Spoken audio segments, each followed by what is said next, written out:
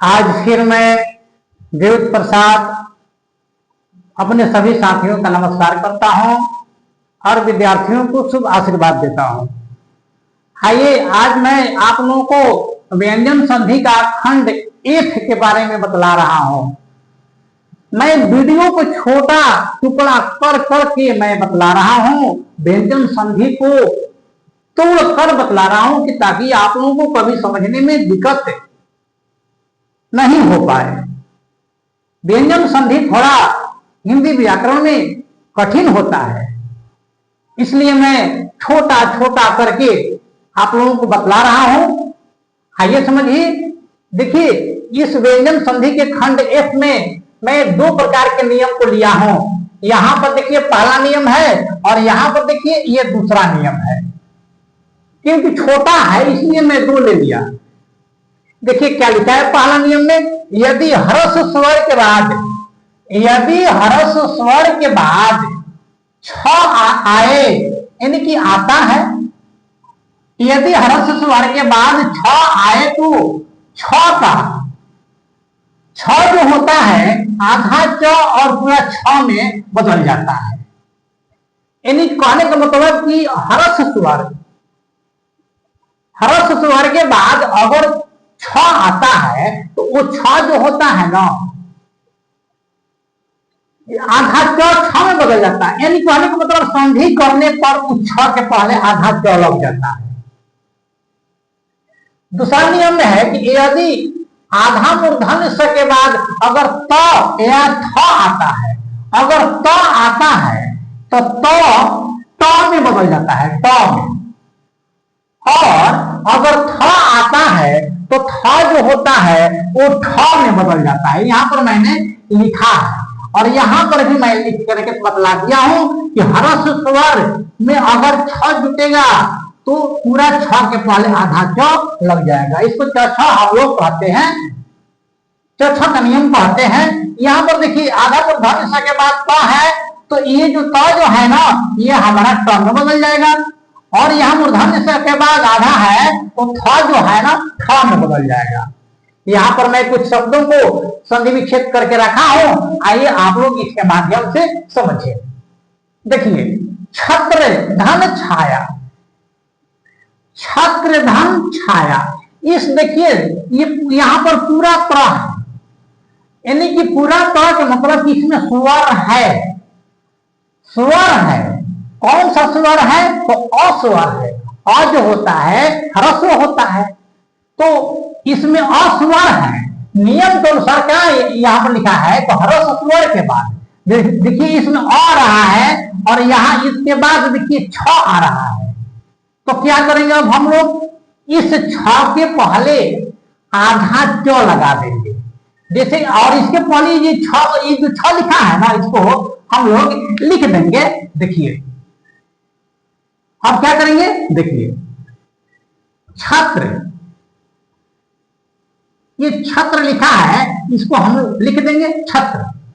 अब इसके बाद देखिए छ रहा है तो इस छ के पहले आधा च लगा देंगे। आधा च लग गया। उसके बाद यहां पर देखिए अब ये छ जो है ना ये पूरा लिखा जाएगा और इसमें जो आ की मात्रा है वो भी दे दिया जाएगा।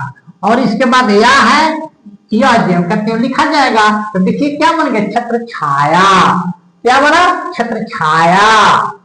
उसी प्रकार से यहां पर देखिए परिधन छेद, परिधन छेद। देखिए र में छोटी ई की मात्रा है, यानी कि ई स्वर है, यानी कि छोटी, यानी कि ह्रस्व स्वर है। इसके बाद छ आ रहा है तो क्या करेंगे, छ को आधा छ में बदल देंगे।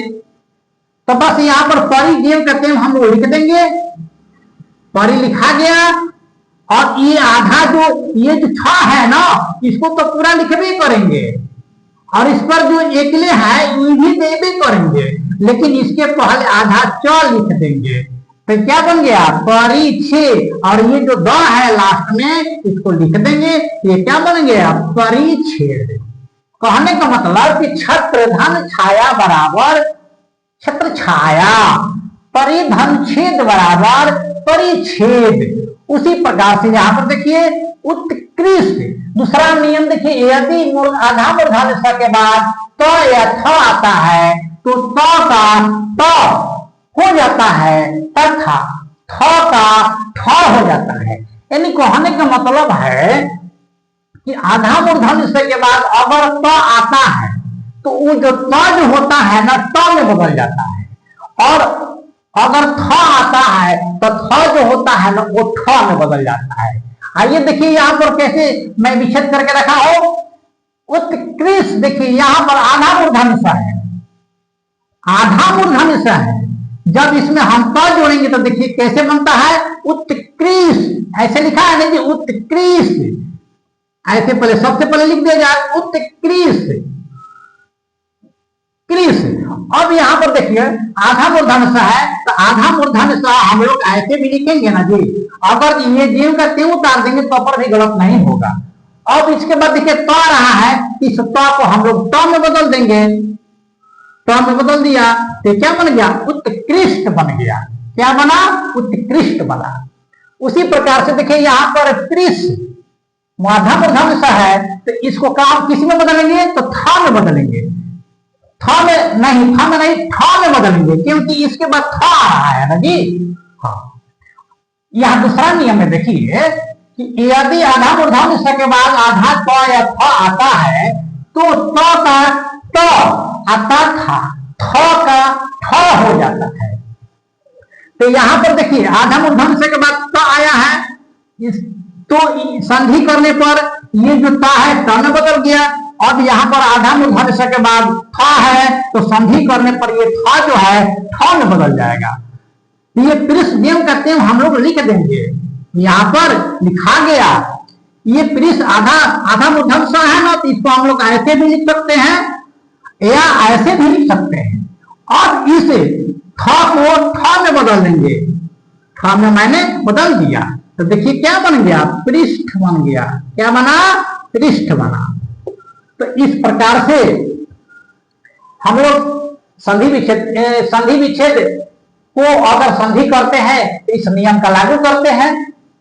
यहां पर देखिए ना, जैसे कि मानकर चलिए कि अनुच्छेद ऐसे लिखाता है ना अनु, देखिए अनु, अब उसके बाद देखिए छेद ऐसे है, छेद ऐसे लिखाता है, ऐसे लिखाता है।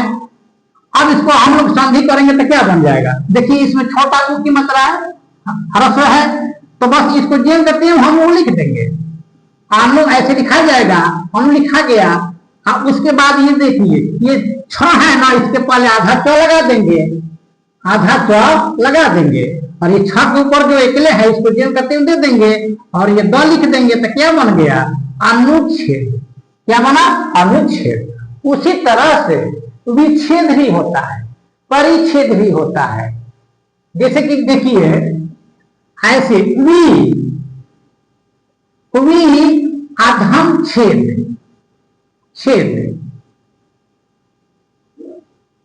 अब इसको अगर संधि करेंगे तो देखिए ना व में छोटी ई की मात्रा है, ह्रस्व है, तो बस इसको जेम करते हुए लिखेंगे। और इसके बाद देखिए ये क्या आ रहा है तो था रहा है, तो इसके पहले आधा च लगा देंगे और ये छ के ऊपर जो एकले है इसको दे देंगे और ये द लिख देंगे तो क्या बन गया विच्छेद।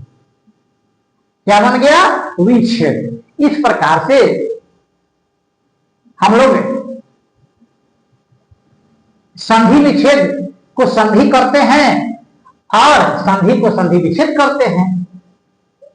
जब ये व्यंजन संधि पूरा समाप्त हो जाएगा तो मैं आप लोगों को संधि विच्छेद करने का बहुत ही सरल ट्रिक बतलाऊंगा।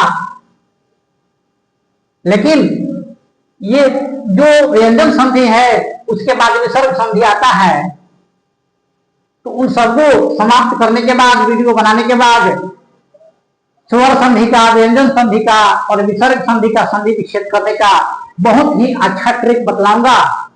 तो आज मैं वीडियो यहीं तक रहने देता हूं। अगर आप लोगों को वीडियो अच्छा लगा होगा तो आप लोग लाइक शेयर और सब्सक्राइब कर दीजिएगा। जय हिंद, जय भारत।